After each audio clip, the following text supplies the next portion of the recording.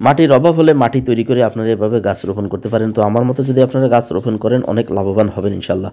আসসালামু আলাইকুম, আশা করি সকলে ভালো আছেন। আরেকটা ভিডিওতে আপনাদেরকে স্বাগত জানাচ্ছি। তো আসলে আমি অনেক দিন থেকে প্ল্যান করছি যে কিছু গাছ লাগাবো। তো মাটির অভাবে আসলে সেটা হয়ে উঠছে না। কারণ কি জানেন, আমাদের এলাকায় একেবারে বন্যা হওয়ার পরে আসলে মাটির খুব অভাব দেখা দিয়েছে। কারণ দেখেন আমাদের পিছনে সেখানে কিন্তু পানিতে ভরা আমাদের ক্ষেতগুলা, আমার ক্ষেত থেকে যে মাটি কেটে আনবো সেটাও পারা যাচ্ছে না। তো আমাদের ঘর করছিলাম, সেই ঘরের যেই জায়গায় সুপারি গাছ ছিল অনেক, তো সুপারি গাছগুলো কাটা লাগছে ঘর করার কারণে। তো সুপারি গাছ কাটার পরে যে গোড়াগুলো, সেই গোড়াগুলো এক জায়গায় রাখছিলাম আমরা। তো গোড়াতে দেখলাম যে প্রচুর পরিমাণে উলিতে মাটি উঠেছে। দেখেন কিভাবে উলিতে মাটি উঠেছে। তো আমি কোদাল দিয়ে সেগুলো কেটে শেষ করতে পারতেছি না, এত পরিমাণে মাটি। আসলে ক্ষেতের থেকে মাটির চেয়ে বেশি এখানে মাটি উঠায় রাখছে, ঠিক আছে। দেখেন একটা আছাড় দিয়ে কীভাবে মাটিগুলো ভেঙে ফেললাম। তো এভাবে আমি আসলে কোদাল দিয়ে সুপারি গাছের গোড়া থেকে মাটিগুলো কুড়ে নিচ্ছিলাম। নেয়ার পরে দেখলাম যে প্রচুর পরিমাণে মাটি হয়েছে। এখানে সুপারি গাছের গোড়া আছে প্রায় অনেক, 40-50টা গোড়া আছে, জায়গায় জায়গায় ছিটানো আছে।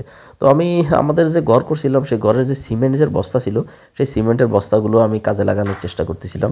তো সিমেন্টের বস্তাগুলোর ভিতরে এই মাটিগুলো ভরে আমি চিন্তা করছি যে ছাদে এই মানে গাছ লাগাবো আর কি। তো আপনারা আসলে কমেন্টস করে অনেকে বলেছিলেন যে ভাই আপনি ছাদে আসলে মাটি উঠাতে পারবেন না, তো বস্তায় করে, সিমেন্টের বস্তায় কিংবা অন্যান্য বস্তায় করে মাটি উঠালে সেখানে চারা গাছ রোপণ করতে পারবেন। তো আপনাদের কথা মতো ইনশাল্লাহ আমি কাজটা শুরু করলাম। দেখেন বস্তার ভিতরে মাটি ভরে রাখতেছি। এখন 5-6টা বস্তা হবে। আসলে অনেক গোড়া আছে, তো সুপারির গোড়া, নারকেলের গাছের গোড়া, সেগুলো উলিতে মাটি ভরে উঠেছে, ঠিক আছে। সেগুলো আমি নিয়ে এখন রাখতেছি। তো মুরগি আমার পাশে এসে উলি খাচ্ছে, দেখতে পাচ্ছেন যে উলি আসলে মুরগির খুব প্রিয় একটা খাবার, ফাস্টফুডের মতো। কারণ প্রচুর পরিমাণে উলি, সেই উলি যে মাটিগুলো উঠেছে, উলিগুলোর ঘর তো ভেঙে গেছে, যার কারণে ভরা উলি। তো আমি আসলে কিছু সার নিয়ে আসছিলাম, সার দেব। এই যে বস্তার ভিতরে মাটিগুলো ভরা হয়ে গেছে, প্রায় 6টা বস্তার মতো হয়েছে এখন। তো 6টা বস্তার ভিতরে আমি এই সার দিয়ে দিব। সারগুলো দিয়ে মাটিগুলোকে সুন্দর করে মিক্সড করে দিতে হবে। তো এইভাবে সারগুলোকে আমি মিক্সড করে দিচ্ছি, দেখতে পাচ্ছেন। তো আসলে সারগুলোকে মিক্সড দেওয়ার একটাই কারণ যে এখানে যখন পানি দেব তখন সারগুলো মাটির সাথে মিক্সড হয়ে যাবে এবং গাছগুলো খুব ভালো হবে। পরে আর সার দেওয়ার প্রয়োজন হবে না, একেবারে জৈব সারের মতো হয়ে গেছে মাটিগুলা। তো আমি এখন একটা বস্তা করে আমি এখন ছাদের উপরে নিয়ে যাব। তো একটা জিনিস আমার কাছে খুবই ভালো লাগলো যে আমি নিজে এই জিনিসটা আমি আসলে আবিষ্কার করলাম যে আসলে এই যে উলির মাটিগুলা, তারপর উলি আছে ভিতরে উলির মাটি, তারপর পাতা, তারপরে বিভিন্ন এই যে গাছের যে শিকড়গুলো, এগুলো পচে একটা জৈব সারে রূপান্তরিত হয়েছে।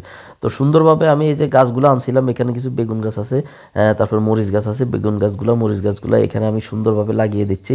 তো এটা একটা জৈব সারের মতো হয়ে গেছে। আসলে আশা করি যে অনেক ভালো হবে। তো দেখতে পাচ্ছেন যে খুব সুন্দরভাবে আমি এই মানে চারা গাছগুলো রোপণ করে দিয়েছি। যে বস্তায় করে আপনারা এইভাবে রোপণ করতে পারেন।